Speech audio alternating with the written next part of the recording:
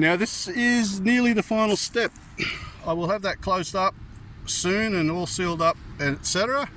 What we want to do though as well is attach the swivel plate to the bottom of the gate so that the motor, so that the jimmy wheel can actually work.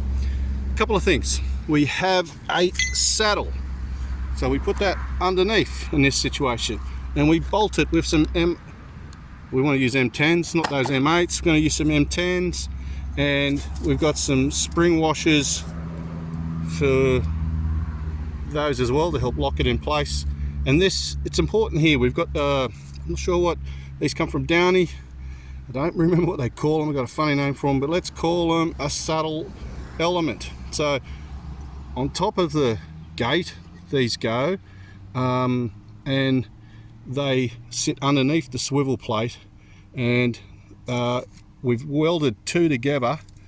And because our gate, the wheel is on the left side here, we want to have it so that it matches up like that. But imagine the pipe going through, right? So that it helps keep it straight. The wheel will push the swivel plate down. We want the swivel plate to rest on that and that, but from the left across. I hope that makes sense.